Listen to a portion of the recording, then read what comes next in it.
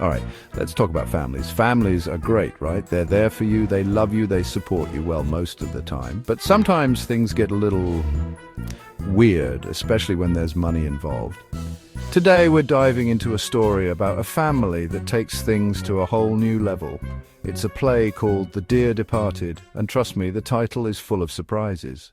So picture this. We have two sisters, Amelia Slater and Elizabeth Jordan. They have a father, Abel Merriweather, who is getting on in years.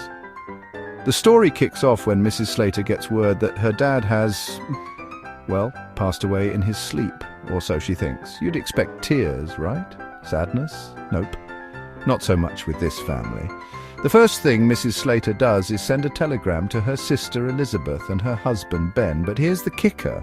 She tells her own husband Henry to put on his old, worn-out slippers. Why? Because she wants to take their father's brand-new slippers before her sister gets there. Can you believe it? Now, let's talk about the Slater's daughter, Victoria. She's a young girl, and she's the only one who seems to have a heart in this whole situation. She's genuinely sad about her grandpa. She sees her parents acting strangely, whispering about her grandpa's belongings, and she's confused. Her mum asks her to go upstairs and check on Grandpa, but she's scared to see him if he's gone. Victoria represents the innocence that the adults have clearly lost. While her parents are busy calculating the value of furniture, Victoria is the only one remembering the person. She's the moral compass of the story, even if she's just a kid who doesn't fully understand the greed unfolding around her. So, the scene is set. Mrs. Slater is practically redecorating her house with her father's things before the funeral is even planned. She and Henry are moving a beautiful bureau from her father's room downstairs. They're worried her sister Elizabeth will want it, so they're trying to make it look like it was always theirs. It's a full-on heist. They're huffing and puffing, trying to get this heavy piece of furniture moved before the other half of the family shows up. This isn't about paying respects. This is a competition, and right now Team Slater is in the lead for the Greediest Child Award. But wait, the doorbell's about to ring. Get ready for round two. So the Jordans arrive. That's sister number 2, Elizabeth, and her husband Ben. They walk in all dressed in brand new morning clothes. I mean, brand new. It's like they had them ready to go, just waiting for the call. Elizabeth immediately starts criticizing her sister, Amelia. "You're not in black," she says, all high and mighty. Oh, the drama. They're not hugging or comforting each other. They're sizing each other up. It's less like a family reunion and more like a showdown. They sit down for tea, but the conversation isn't about their fond memories of their father. Nope. It's about who gets what. Elizabeth quickly notices the bureau that her sister sneakily moved downstairs. "I always wanted that," she says, eyeing it like a hawk. And then she spots the clock on the mantelpiece, another one of their father's prized possessions. The sisters start bickering right then and there.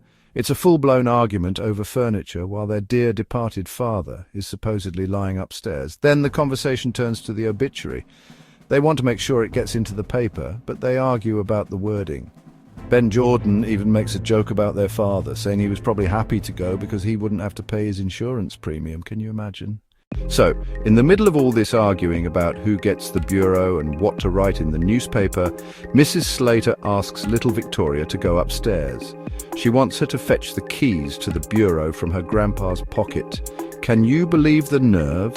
Sending a little girl to go through her dead grandpa's pockets. Victoria is hesitant, she's scared, but she's an obedient child, so she slowly makes her way upstairs. The adults keep bickering, completely oblivious. They're so wrapped up in their greed, they don't even notice how long she's been gone. A few moments later, Victoria comes running back down the stairs, but she's not crying. She looks shocked, maybe a little scared, but also excited. She tries to tell her mother something, but Mrs. Slater just shoos her away, telling her not to be silly. Victoria keeps trying to get their attention. "Mother! Mother!" she says. She finally blurts it out. "Grandpa's getting up!" Of course, the adults don't believe her. They think she's hysterical or that grief is making her see things. They tell her to be quiet. "He can't be," they say. And then, footsteps. They hear someone slowly walking down the stairs. Everyone freezes. You could hear a pin drop. They all turn to look at the staircase. And who appears at the top? None other than Abel Merriweather himself. He's alive and well, dressed and wondering what all the fuss is about. He looks at his daughters, both dressed in black, and their husbands looking all somber, and he's completely confused. "What's going on?" he asks. "What are you all doing here in your Sunday best? Did I miss something?" The look on their faces must have been priceless. It's the ultimate plot twist. Their whole greedy plan just came crashing down around them.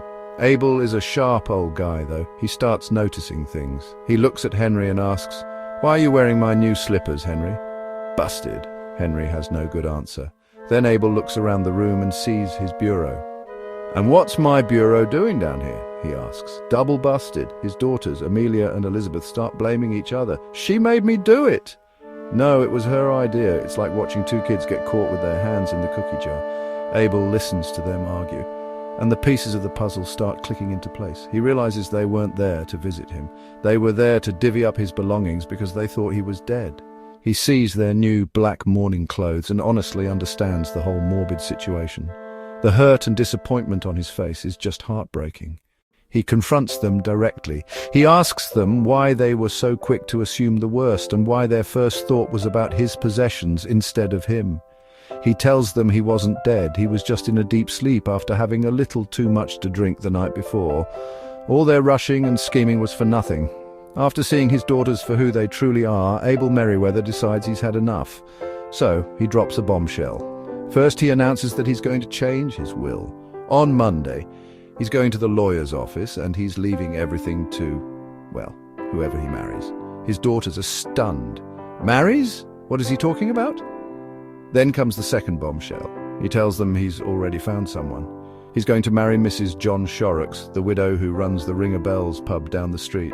She's someone who has shown him kindness and respect, things his own children clearly lack. He's not just getting married, he's also moving out. He's going to live with her. He announces that he's going to go pay his insurance premium and then head straight over to the pub to see his new fiancée. He walks out the door, leaving them standing there in their pointless mourning clothes, with nothing to show for their scheming but a room full of awkward silence and their own shame. It's the perfect ending. The story of the dear departed is a powerful reminder for all of us. It teaches us to value people over possessions. Family should be about love, support, and respect, not about what you can get from someone. So be kind to your family. Appreciate them while they're here. And maybe don't try to steal their slippers the second you think they're gone. It just never ends well. Now, that's a story.